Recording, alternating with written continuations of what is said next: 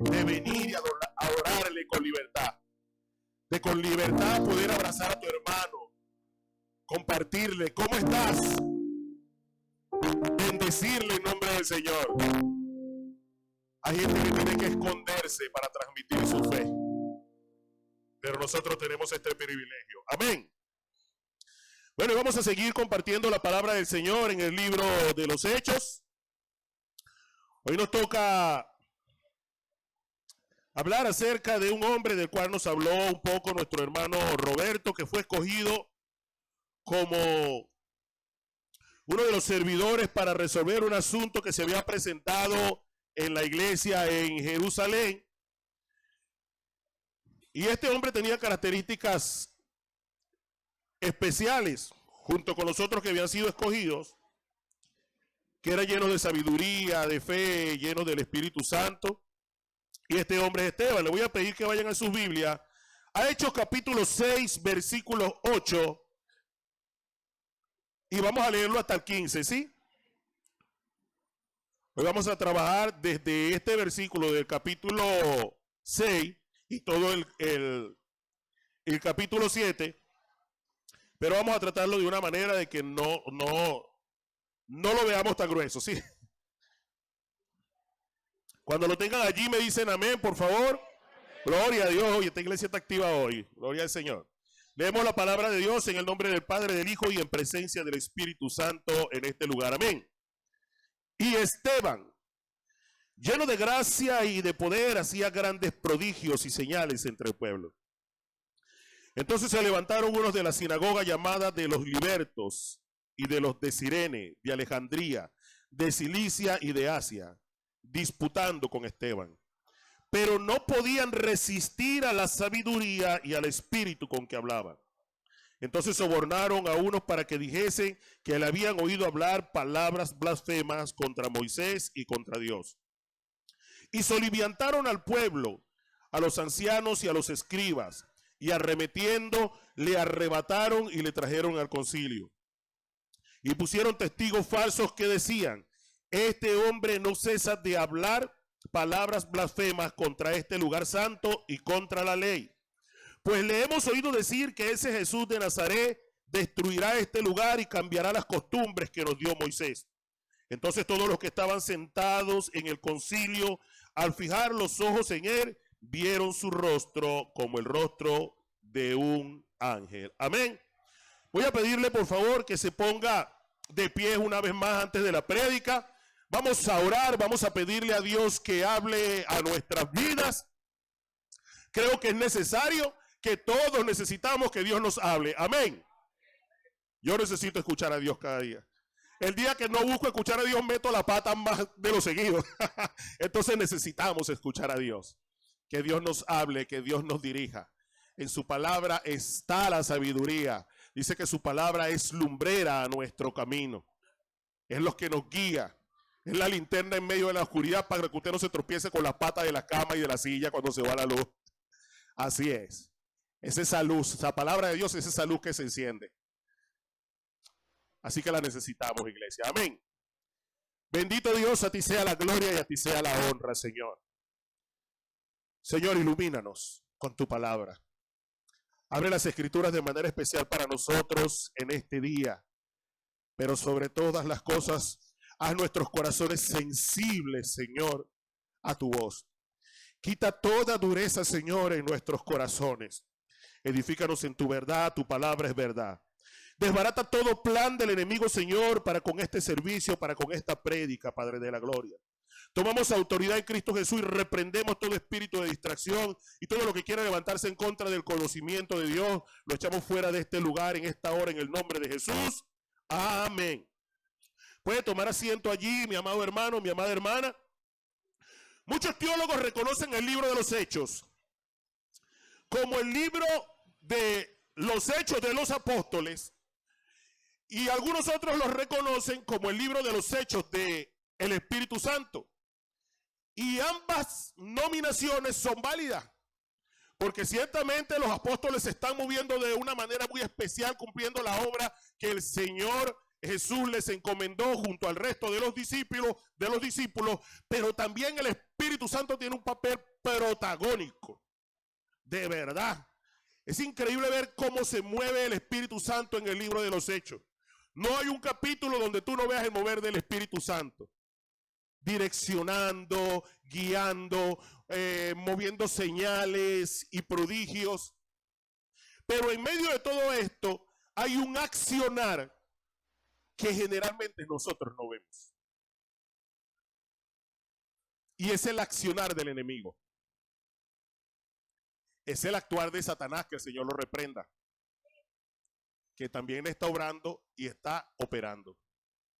Desde que Jesús comienza su ministerio, este personaje aparece para tentar a Jesús, para hacer pecar a Jesús y que la obra redentora del Hijo de Dios que había nacido en Belén no se consumara. Lo vemos más adelante, que nadie se daría cuenta que era él. Cuando de pronto el apóstol Pedro se acerca y Jesús ha dicho todo lo que va a padecer y todo lo que va a acontecer con él, y llega de pronto Pedro, ay Señor, pobrecito tú, mi Señor. O sea, con toda la piedad del mundo, pobrecito tú, mi Señor, pero oye, que no te acontezca tal cosa. Pero como Jesús no es como nosotros, Jesús sabe quién está operando. Y le dice, apártate de mí, Satanás, porque no pones la mirada en las cosas de arriba, sino en las de los hombres. Y Satanás sigue operando. Cuando nosotros vemos la captura de Jesús, la muerte de Jesús, por supuesto, está Dios actuando en su soberanía. Pero Él no deja de tramar. Él es el que toma el corazón de Judas. Porque lo dice la palabra, que entró en el corazón de Judas. Hubo una componenda. Los líderes religiosos de la época se pusieron de acuerdo, oye, para pagarle a un hombre para ver cómo sacaban a Jesús de escena.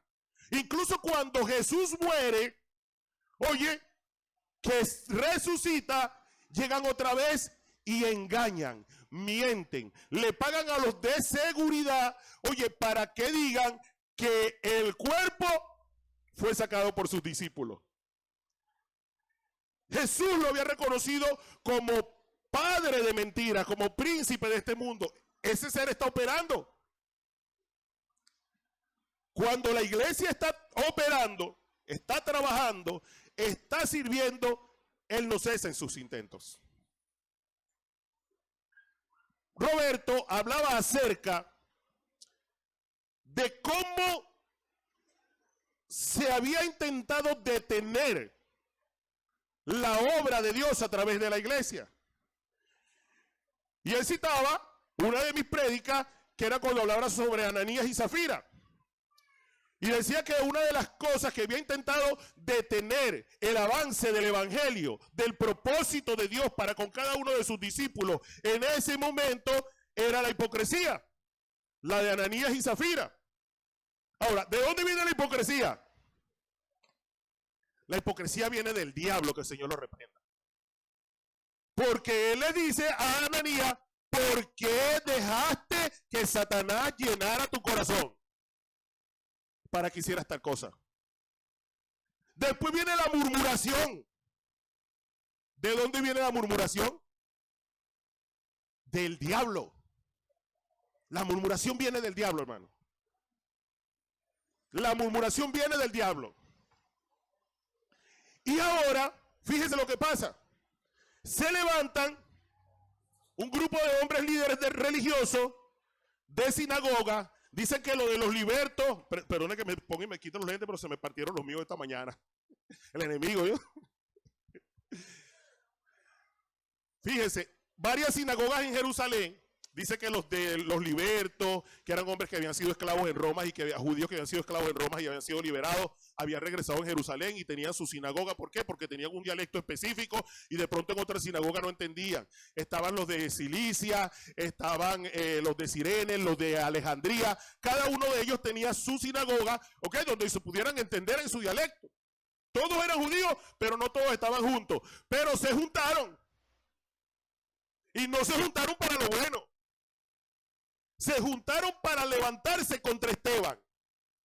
Porque Esteban era un hombre que Dios estaba utilizando muchísimo. El Señor lo estaba utilizando. Dice que el Señor lo usaba en señales y en prodigios. Y dijeron, no, tenemos que detenerlo. Porque la gente está viendo lo que este hombre hace. E intentan detenerlo.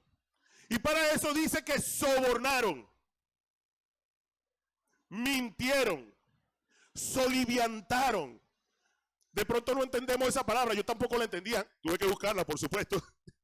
Y soliviantar es mover hacia la rebeldía, hacia el hostigamiento. ¿Sí? Entonces, generar alboroto. Esa es la palabra.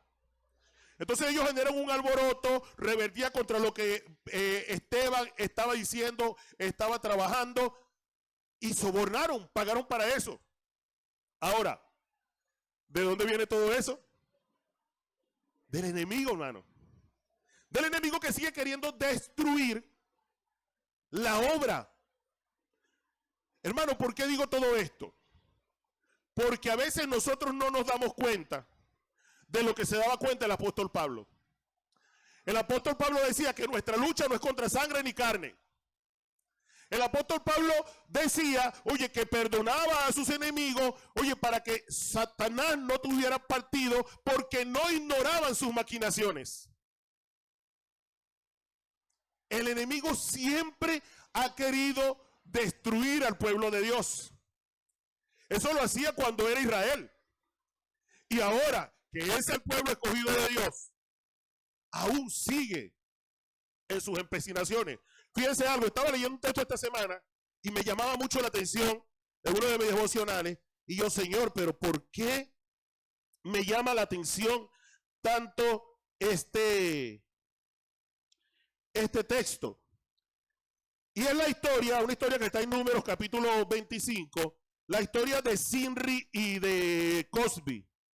Zimri y Cosbi son dos personajes que aparecen en un momento, una de las historias más crudas que hay en la palabra del Señor. Que cualquiera lee eso sin leer todo el contexto bíblico y dice, wow, y esto parece en la Biblia. Es una pareja que de pronto está metida en una tienda consumando un acto sexual y entra el nieto del sumo sacerdote, Finés, y los atraviesa con una lanza. Ahora, ¿quiénes eran Cosbi y Zimri? Zimri era un príncipe de la tribu de Simeón.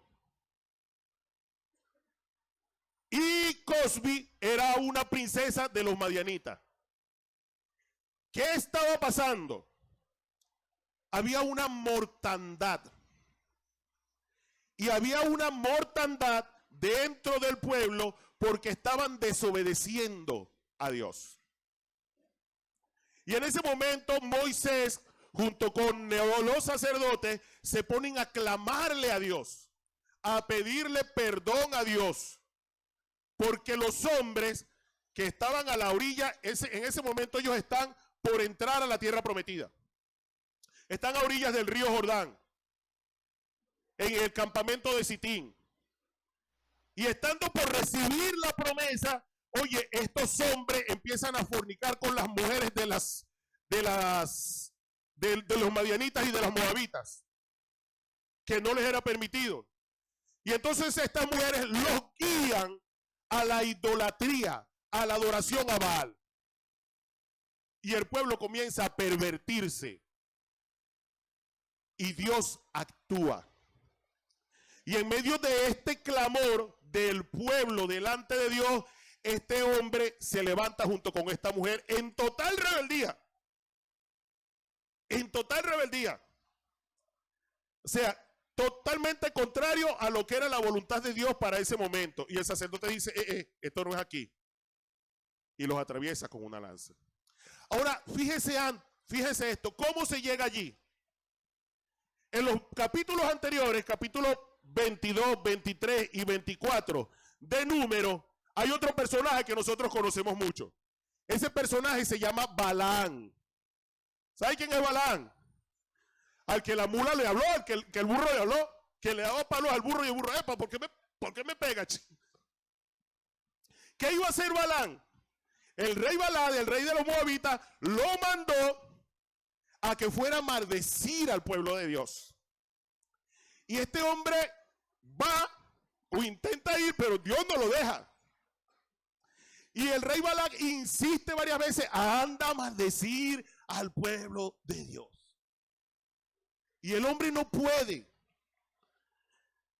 ir y termina bendiciendo, pero fíjense por qué no puede, se lo voy a leer. Esto está en Número capítulo 23, versículos 20-21, y si lo pueden poner ahí en la pantalla sería bueno. Dice aquí, he recibido orden de bendecir, él dio bendición y no podré revocarla. No ha notado iniquidad en Jacob, ni ha visto perversidad en Israel. Jehová su Dios está con él y júbilo de rey en él. En ese momento nadie podía tocar ni maldecir a Israel. ¿Por qué? Porque Israel se estaba portando de manera recta para con Dios. Y sus enemigos llegan y no hay manera, no podemos hacer nada. ¿Por qué? Porque no hay iniquidad en ellos. Porque ellos se están portando bien. ¿Sabe a qué suena eso? A someteros a Dios, resistir al diablo y huirá de vosotros. Ellos estaban sometidos a Dios. Y nada podía acercarse ni tocarlos. Pero ¿sabe qué? De pronto, bueno, no podemos tocarlos desde afuera. Pero vamos desde adentro. Y empiezan a minarlos. Empiezan a atacar a sus corazones. Y estos hombres empiezan a caer cautivos del pecado. Y cuando empiezan a caer cautivos del pecado, cuando sus corazones son corrompidos, oye, 24,000 muertos. Sin que ellos tuvieran que levantar una espada. Ahora, pudiéramos decir que eso es una casualidad. Fíjense lo que dice Número 25, 16, 18. Después de que el sacerdote mata a Cosbi y a Sinri, Dios le dice esto a Moisés. Entonces el Señor le dijo a Moisés, ataca a los madianitas y destrúyelos, porque los agredieron con artimañas y los engañaron para que rindieran culto a Baal-peor. Y también por causa de Cosbi, hija de un jefe madianita, que murió durante la plaga debido a lo que ocurrió en Peor. Si se dan cuenta que el enemigo no pudo destruirlos desde afuera, entonces inventaron artimañas para vencerlos desde adentro. Hermanos y hermanas, Dios nos dio un propósito grande, hermoso y maravilloso. Más allá que cualquiera que pueda tener alguien sobre la tierra. El propósito de un doctor es hermoso y maravilloso. El propósito de un docente es hermoso y maravilloso. El de un arquitecto que diseña conjuntos residenciales para que muchas familias habiten es hermoso y maravilloso. Aún el propósito de Anthony como mecánico, mantener carros al día para que la gente pueda trabajar, trasladarse, ir, moverse, es hermoso y maravilloso. Pero nada se compara al propósito de traer salvación y vida eterna en nombre de Jesús a la humanidad. Nada se compara.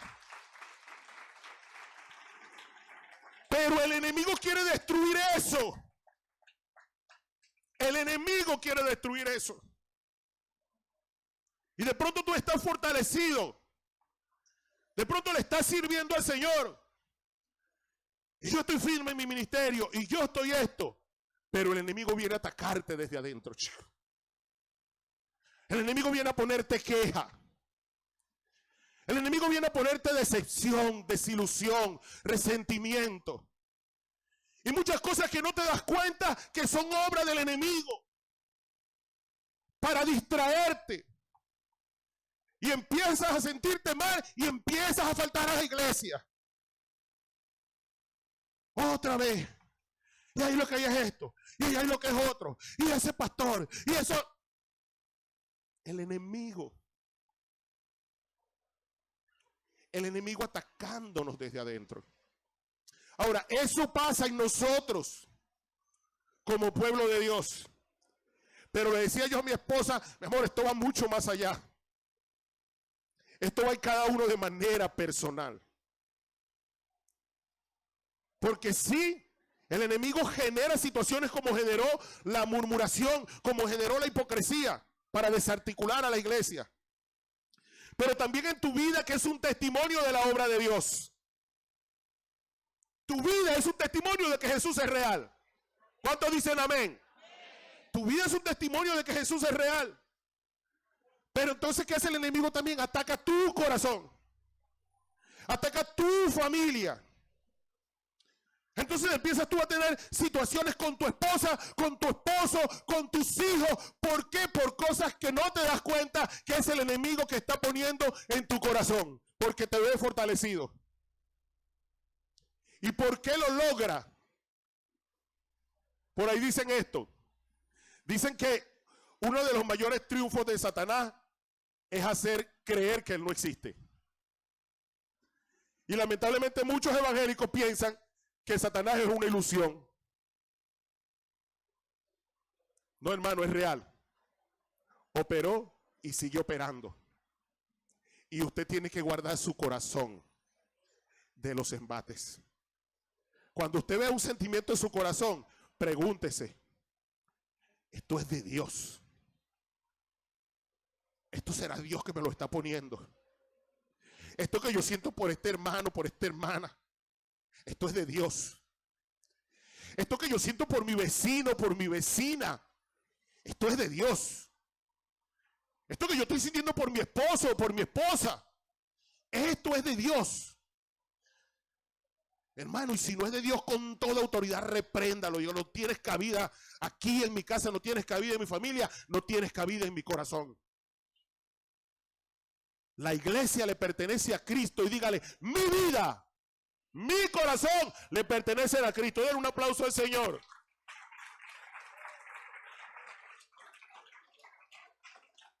No olvidemos que nuestra lucha no es contra sangre ni carne. Pablo afirma que quería visitar a los tesalonicenses, pero Satanás se lo impedía.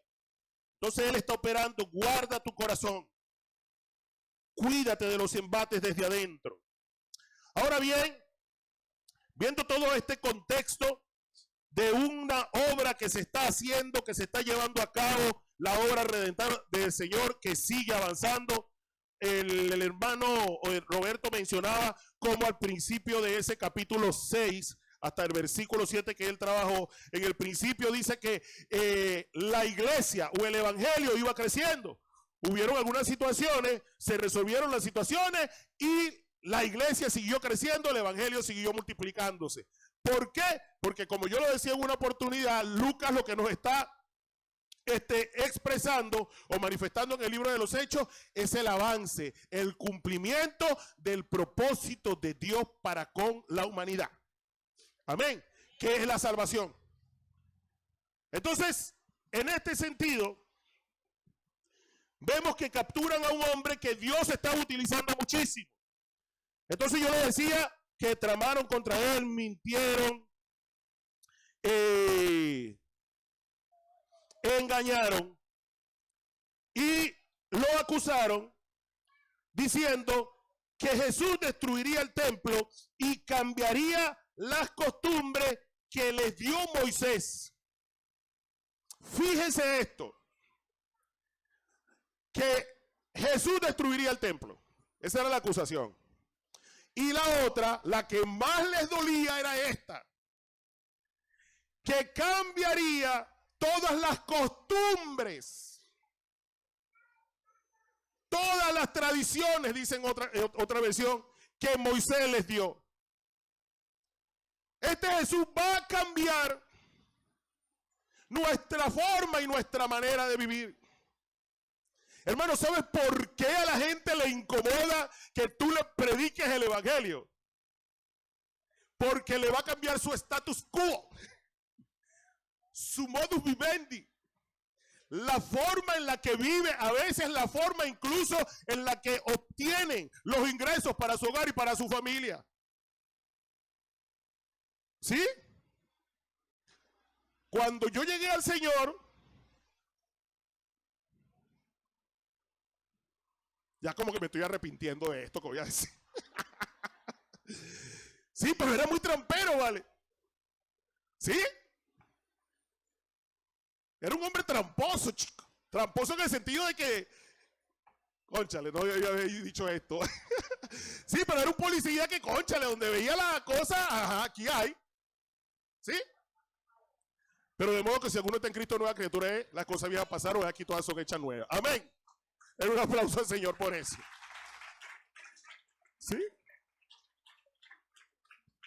Entonces, claro, ser evangélico, no. Viví nada más el sueldo. Viví nada más en la quincenita.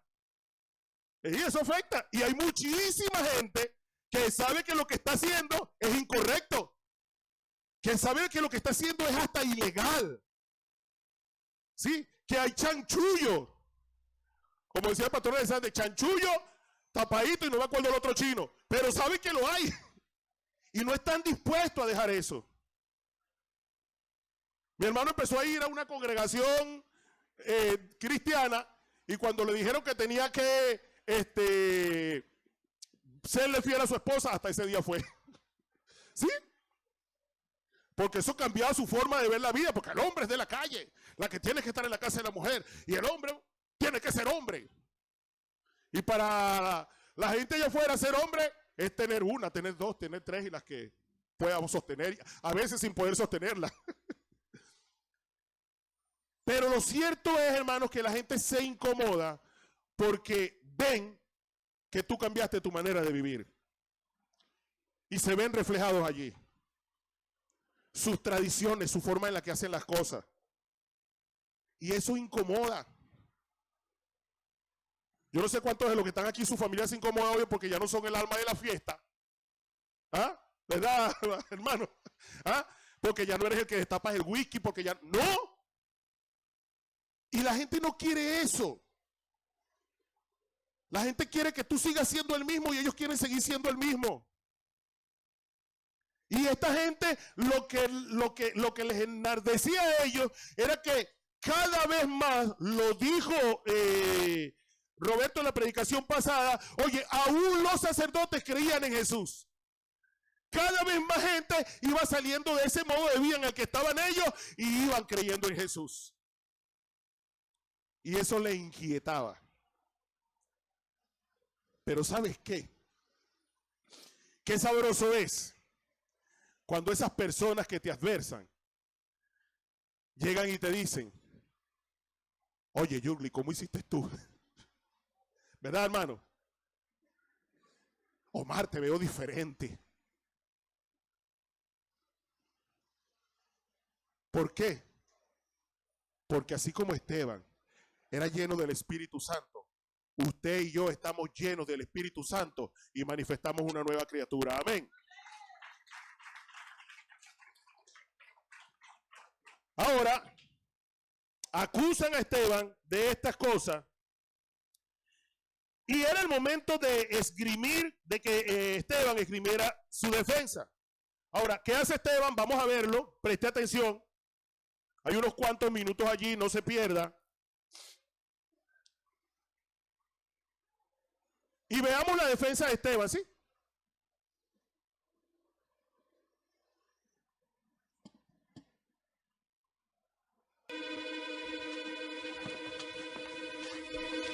Presentaron testigos falsos que declararon: este hombre no deja de hablar contra este lugar santo y contra la ley. Le hemos oído decir que ese Jesús de Nazaret destruirá este lugar y cambiará las tradiciones que Moisés nos dejó. Todos los que estaban sentados en el consejo fijaron la mirada en Esteban y vieron que su rostro se parecía al de un ángel. Luego el sumo sacerdote preguntó: ¿las acusaciones son ciertas? Él contestó: hermanos y padres, escúchenme. El Dios de la gloria se apareció a nuestro padre Abraham cuando éste aún vivía en Mesopotamia, antes de radicarse en Harán. Deja tu tierra y a tus parientes, le dijo Dios, y ve a la tierra que yo te mostraré. Salió de la tierra de los caldeos y se estableció en Harán. Desde allí, después de la muerte de su padre, Dios lo trasladó a esta tierra donde ustedes viven ahora. No le dio herencia alguna en ella, ni siquiera donde plantar el pie. Pero Dios le prometió dársela en posesión a él y a su descendencia, aunque Abraham no tenía ni un solo hijo todavía. De modo que Dios le dijo así: tus descendientes serán extranjeros en tierra extraña, donde serán esclavizados y maltratados durante 400 años. Pero yo los castigaré, sea cual sea la nación que los esclavice, y luego tus descendientes saldrán de esa tierra y me adorarán en este lugar. Hizo con Abraham el pacto que tenía por la circuncisión. Así, cuando Abraham tuvo su hijo Isaac, lo circuncidó a los 8 días de haber nacido. E Isaac fue el padre de Jacob, y Jacob de los 12 patriarcas. Por la envidia de ellos vendieron a José como esclavo, quien fue llevado a Egipto, pero Dios estaba con él, y lo libró de todas sus desgracias. Le dio a José sabiduría para ganarse el favor del faraón, rey de Egipto, que lo nombró gobernador del país y del palacio real. Hubo entonces un hambre que azotó a todo Egipto y a Canaán, causando sufrimiento, y nuestros antepasados no encontraban alimentos. Al enterarse Jacob de que había comida en Egipto, mandó allí a nuestros antepasados en una primera visita. En la segunda visita, José se dio a conocer a sus hermanos, y el faraón supo del origen de José. Después de esto, José mandó llamar a su padre Jacob y a toda su familia, 75 personas en total. Bajó entonces Jacob a Egipto, y allí murieron él y nuestros antepasados. Sus restos fueron llevados a Siquén y puestos en el sepulcro que Abraham había comprado a los hijos de Hamor en Siquén a un buen precio. Cuando era el tiempo de que Dios cumpliera la promesa a Abraham, el pueblo crecía y se multiplicaba en Egipto. Por aquel entonces subió al trono de Egipto un nuevo rey que no sabía nada de José. Este rey usó artimañas con el pueblo y oprimió a nuestros antepasados, obligándolos a dejar abandonados a sus hijos recién nacidos para que murieran. En aquel tiempo nació Moisés y fue agradable a los ojos de Dios. Por 3 meses se crió en la casa de su padre, y al quedar abandonado, la hija del faraón lo adoptó y lo crió como a su propio hijo.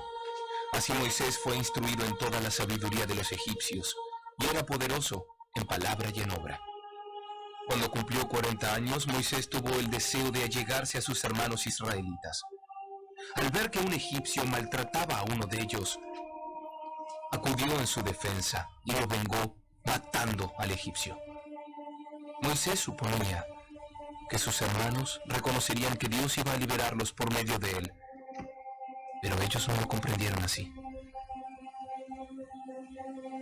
Al día siguiente Moisés sorprendió a 2 israelitas que estaban peleando. Trató de reconciliarlos diciéndoles: ustedes son hermanos, ¿por qué quieren hacerse daño? Pero el que estaba maltratando al otro empujó a Moisés y le dijo: ¿y quién te nombró a ti gobernante y juez? ¿Acaso quieres matarme a mí como mataste ayer al egipcio? Al oír esto, Moisés huyó a Madián.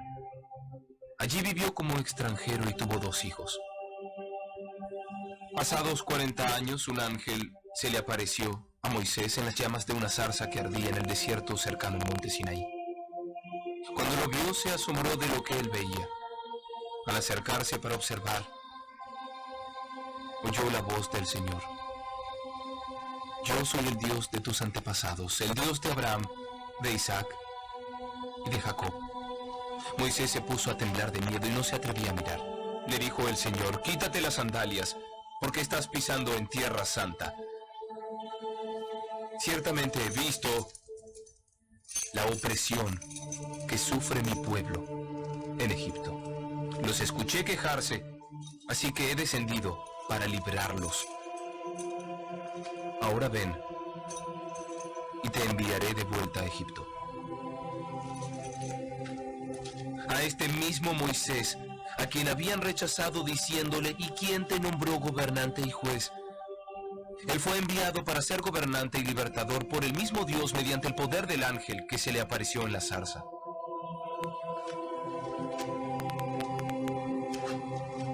Él los sacó de Egipto, haciendo prodigios y señales milagrosas, tanto en la tierra de Egipto como en el Mar Rojo y en el desierto durante 40 años.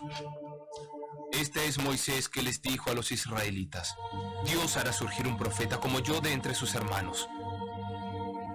Él estuvo en la asamblea en el desierto, con el ángel que le habló en el monte Sinaí, y con los antepasados, y recibió palabras de vida para nosotros. Los antepasados no quisieron obedecer, sino que lo rechazaron. Lo que realmente deseaban era volver a Egipto. Y dijeron a Aarón, haz que los dioses vayan delante de nosotros, porque a ese Moisés que nos sacó de Egipto no sabemos qué pudo haberle pasado. Entonces se hicieron un ídolo en forma de becerro. Le ofrecieron sacrificios y tuvieron fiesta en honor de la obra de sus manos. Pero Dios les volvió la espalda y los entregó a que rindieran culto a los astros. Así está escrito en el libro de los profetas. ¿Acaso me ofrecieron ustedes sacrificios y ofrendas, casa de Israel, durante 40 años? Se hicieron cargo del tabernáculo de Moloc, de la estrella del dios Refán y de las imágenes que hicieron para adorarlas. Por lo tanto, los mandaré al exilio, más allá de Babilonia. Nuestros antepasados tenían en el desierto el tabernáculo del testimonio, hecho como Dios le había ordenado a Moisés según el modelo que éste había visto. Luego de haber recibido el tabernáculo, lo trajeron bajo el mando de Josué cuando conquistaron la tierra de las naciones que Dios expulsó de la presencia de ellos. Y permaneció allí en la tierra hasta el tiempo de David, quien disfrutó del favor de Dios y pidió que le permitiera proveer una morada para el Dios de Jacob. Pero fue Salomón quien construyó la casa. Sin embargo, el Altísimo no habita en casas construidas por manos humanas. Como dice el profeta, el cielo es mi trono y la tierra el estrado de mis pies. ¿Qué clase de casa me construirán?, dice el Señor. ¿O qué lugar para descansar? ¿No es mi mano la que hizo todas estas cosas?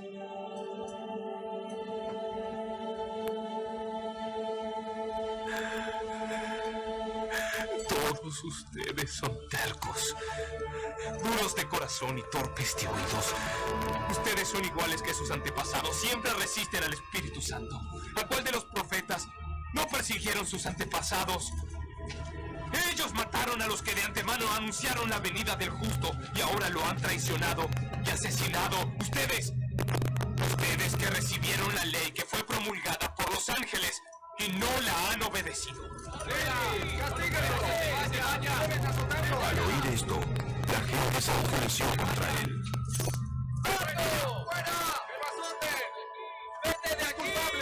Pero Esteban, lleno del Espíritu Santo, fijó la mirada en el cielo y vio la gloria de Dios y a Jesús de pie a la derecha de Dios. Miren, Él dijo, veo el cielo abierto y al Hijo del Hombre de pie a la derecha de Dios. entonces ellos, gritando a voz en cuello, se taparon los oídos y todos se abalanzaron sobre él.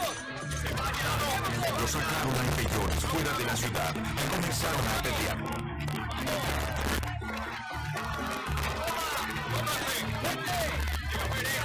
Los acusadores le encargaron sus mantos a un joven llamado Saulo. Mientras lo apedreaban, Esteban oraba. Señor, recibe mi espíritu. Luego cayó de rodillas y gritó.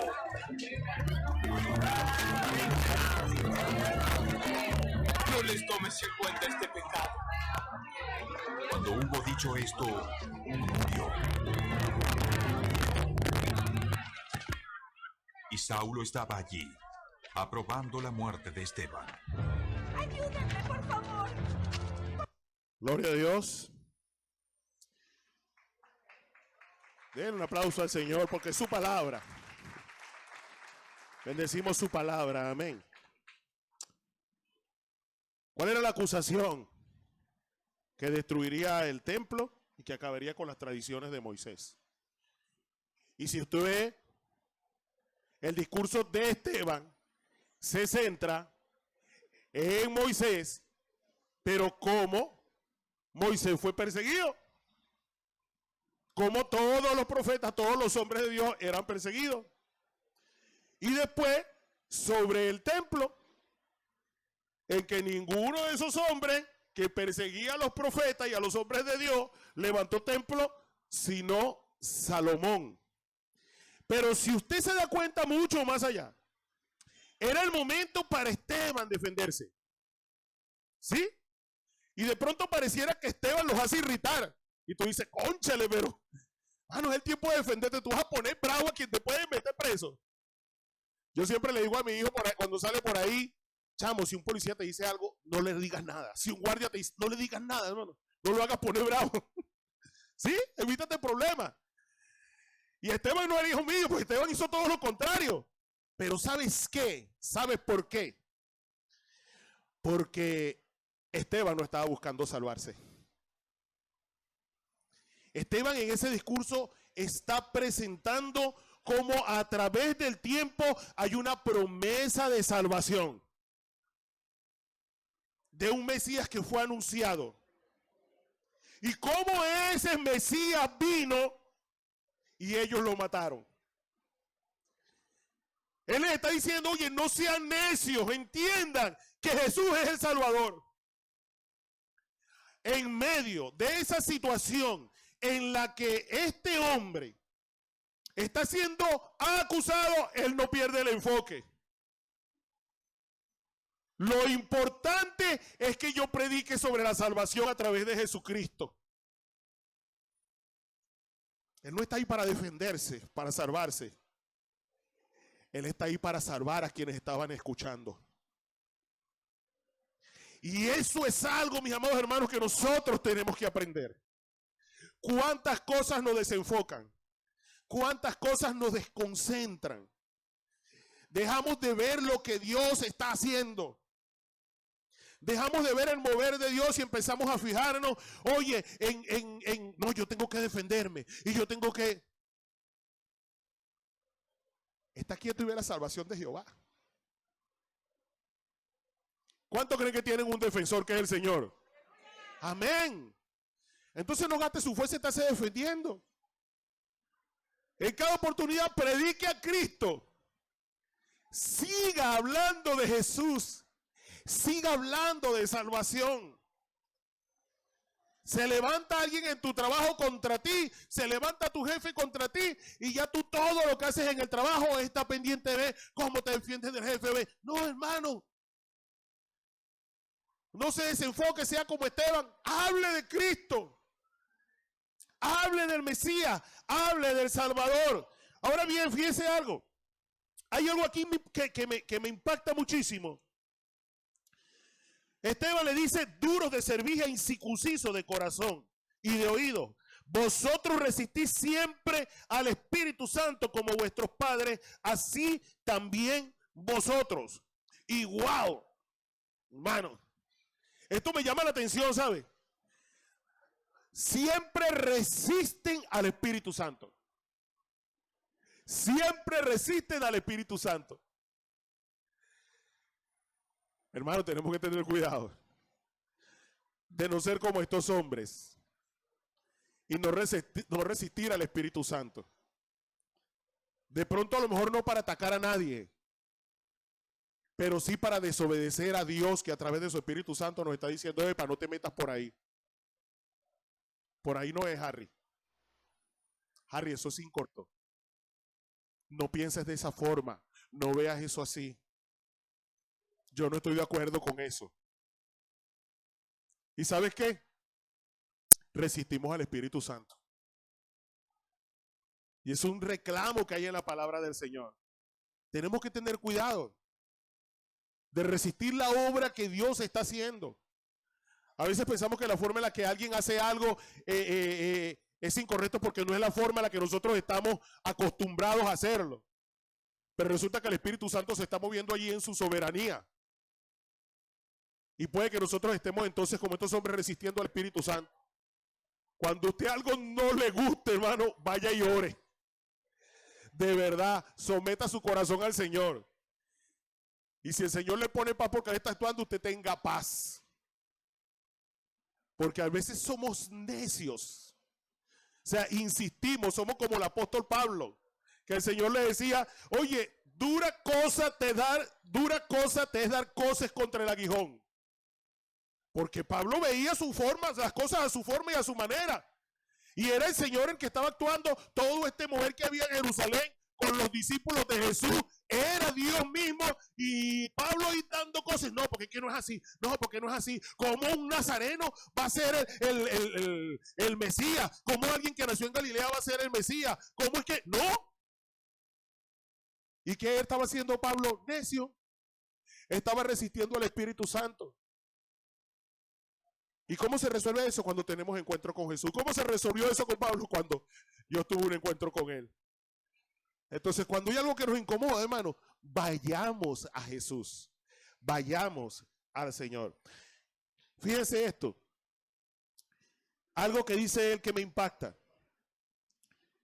Pero Esteban, lleno del Espíritu Santo, puesto los ojos en el cielo, vio la gloria de Dios y Jesús que estaba a la diestra de Dios. Y dijo, he aquí veo los cielos abiertos y al Hijo del Hombre que está a la diestra de Dios. Algo que enfureció a esta gente fue esa afirmación. Y es algo que me llama mucho la atención. Es que este hombre, allí en medio de esa situación difícil, donde estaba siendo juzgado, donde estaba siendo falsamente acusado, recordemos que habían sobornado gente, habían mentido, habían hecho una serie de cosas. En medio de todo esto que él está pasando, oye, es una situación bien difícil, ¿sí? Ya con cadena lo presentan ahí, no sabemos si tenía cadena o no, pero sí lo agarraron preso y se lo llevaron para juzgarlo. Y en medio de toda esa situación en que ninguno de nosotros quiere estar, mi hermano, Dios le muestra su gloria. Wow. ¿Sabe? Y esto es algo que ha pasado antes. Isaías, dice en el capítulo 6 de Isaías, en el año que murió el rey Usías, Isaías también mientras oraba vio la gloria de Dios. Una de las descripciones más amplias que tenemos de cómo es el cielo la tenemos allí, en Isaías capítulo 6. Ahora, esta expresión en el año que murió el rey Usías, de pronto nosotros no la vemos, pero la tradición judía dice que Usías estaba emparentado con Isaías. Por lo que Isaías debe haber estado muy triste, muy afligido en ese momento. ¿Ok? Y en ese momento, Dios a ese hombre que le servía, le muestra su gloria y le muestra el cielo. Dice, ¿a quién enviaremos? Envíeme a mí. Dios le dice, aquí estoy. Jacob en su momento más difícil vio una escalera donde subían y bajaban ángeles. En otro momento difícil se le apareció el ángel de Jehová y lo agarró y dijo, Señor, si no me bendice, no te vas de aquí. ¿Sabe? Y cuando eso pasó, siempre que esa cosa pasó, esa gente no estaba pasando buenos momentos. Wow. Y de verdad siento la presencia de Dios cuando estoy por decirte esto. Cree que en tu momento más difícil Dios está contigo y que vas a ver su gloria. Créelo. Créelo. Créelo. Dice en su palabra, cuando pases por las aguas yo estaré contigo y si por los ríos no te anegarán. Cuando pases por el fuego no te quemará, ni la llama arderá en ti. Él dice en su palabra también que Él está contigo todos los días hasta el fin del mundo. Amén. Cree que Él está contigo. Créelo. No temas. como le dijo a Jairo, no temas, cree solamente. Y hoy quiero decirte eso a ti, no importa cuál sea tu situación. No importa que sea de salud, no importa que sea un problema matrimonial, no importa que sea lo que sea, no temas, cree solamente. Y si tú lo crees, aplaude al Señor. Cree en el Señor. Sea una situación económica, laboral, lo que sea, no temas, porque Él está contigo. En medio de su palabra, a toda la gente de Dios que estaba atravesando por situaciones difíciles, Dios se le manifestaba. Ahora pretensiona esto. Surge una interrogante. Y la interrogante es que si Dios se le apareció y le mostró su gloria, ¿por qué terminó apedreado, chico? ¿Por qué no terminó muerto? Es que Dios no se apareció para salvarlo. Pues sí, Dios se apareció para salvarlo, pero no como nosotros esperamos. ¿Sabe? Hay un capítulo en la Biblia que es el capítulo de los añejos. ¿Sabe? El capítulo de los añejos, de los hombres que tenían más años. Gente que vivía 900, 700 años, el capítulo 5 del libro de Génesis. Yo estoy leyendo ese capítulo porque Dios inquieta mi corazón a veces con cosas, ¿no? Y le daba vuelta a ese capítulo, pero Señor, este capítulo lo que hay es un poco viejo. 960 años, 969 años Matusalén. Y yo, Señor, pero este poco de año ¿qué? Y leo y leí eso como 3 veces, ¿sabe? Y de pronto veo a Enoc.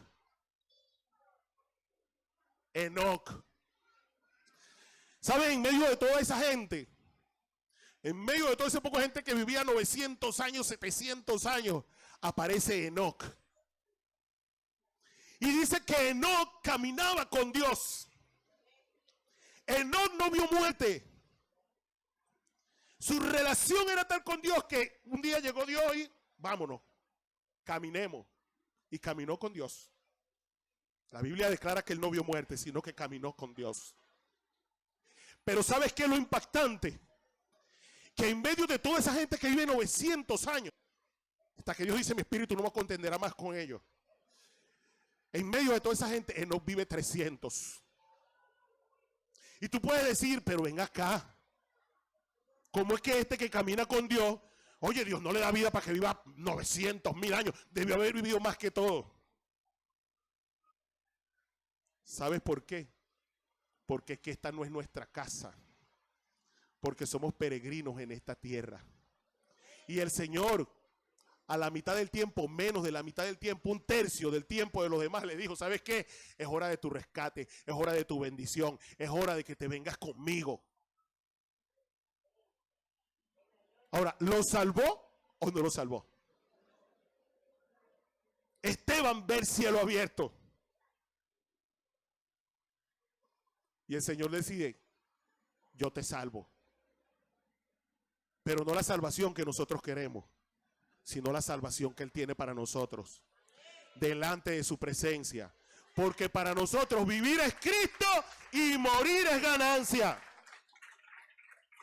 Para nosotros vivir es Cristo y morir es ganancia. Y ese hombre, después de esa gran defensa, hermano, recibe la recompensa de parte de Dios. Ahora preste atención a esto. En ese momento, al final del discurso, surge o es notoria una de las características por las que Esteban fue escogido para atender las mesas en aquel momento. Era lleno del Espíritu Santo. ¿Y sabes qué? En medio de todo ese embate, en medio de que lo agarran, lo sacan del Sanedrín, y que comienzan a arrojarle piedras con contundencia para quitarle la vida, este hombre lleno del Espíritu Santo dice, Señor, no le tomes en cuenta este pecado, porque así actúa alguien lleno del Espíritu Santo. Alguien lleno del Espíritu Santo perdona aún la falta más grande. ¿Cuántos dicen amén?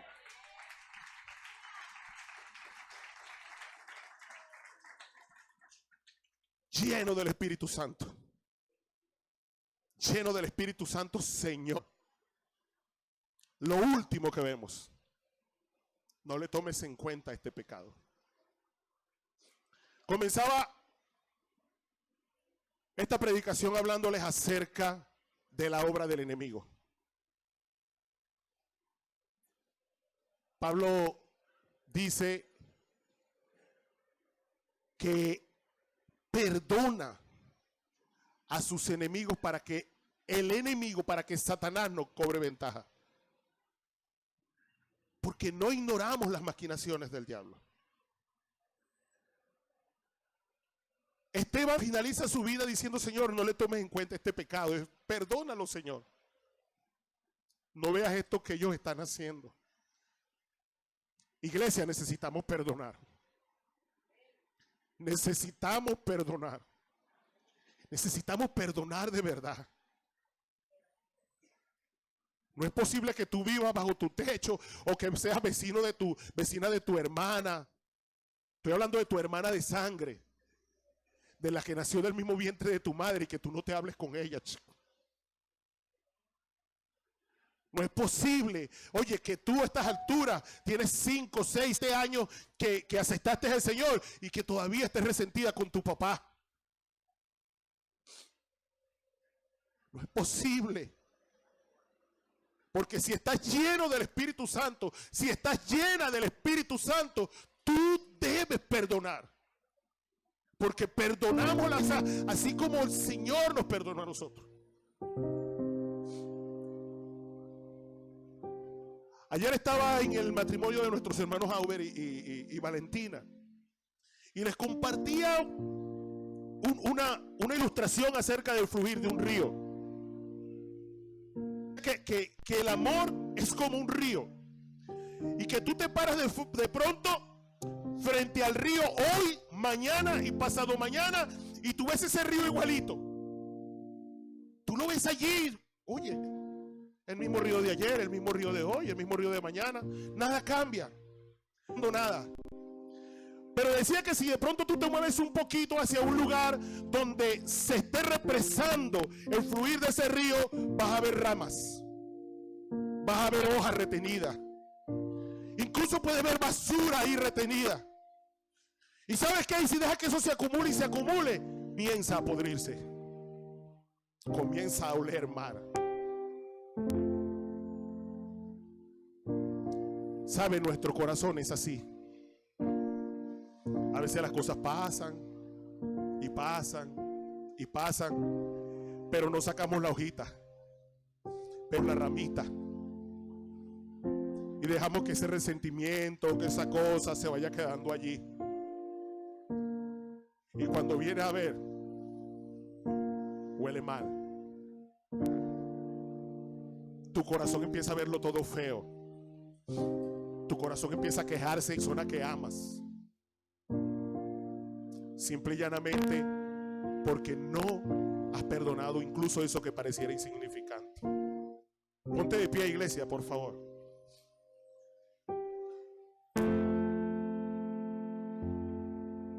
Tenemos una tarea importante, iglesia. La tarea más importante del mundo. La tarea más importante del mundo no la tiene el presidente, no la tiene el doctor, no la tiene el profesor, no la tiene. Levante la mano y diga con toda propiedad: la más importante del mundo. Ay, mamá, no lo creen. La tarea más importante del mundo la tengo yo. La tengo yo. La tengo yo. Denle un aplauso al Señor si usted lo cree.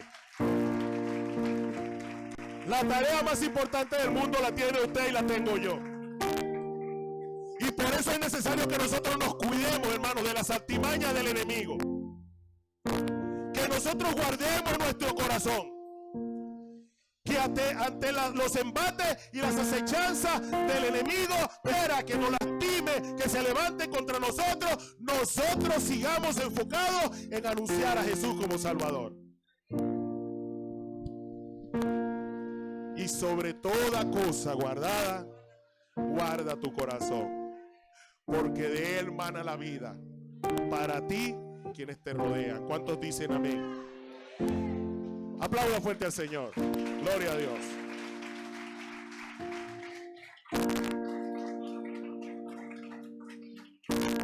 Voy a orar. Sí. Y después vamos a hacer esa declaración que hicimos para empezar. Decir, Señor, yo me rindo a ti. Padre eterno, Dios todopoderoso, a ti sea la gloria y la honra. Hoy rendimos nuestros corazones a ti, Señor. Te necesitamos. Servirte a veces no es fácil, Señor. A veces se levantan contra nosotros en casa, se levantan contra nosotros, Señor, en nuestros lugares de trabajo. A veces, Señor, aún en medio de la congregación, Señor. Pero, Señor, ayúdanos a guardar nuestro corazón. A que nuestro corazón no sea corrompido como fue corrompido el pueblo de Israel, Señor, en el desierto. Que tú puedas guardarnos, ayúdanos, Señor, a mantener nuestro corazón limpio. Ayúdanos, Señor, a quitar cada rama, cada hoja, Señor, que ensucia el agua. Pongo delante de ti, Señor, esta congregación. Te pido, Señor, que tú nos ayudes a mantenernos enfocados en el propósito al que tú nos has llamado. Te pido, Señor, que tú hagas llevadera, Señor. Llevadero el ministerio que nos has entregado. En los lugares de trabajo, Señor. En los lugares de estudio. Y en cualquier otro lugar donde tú te ha placido, Señor, colocarnos. En el nombre de Jesús. Amén.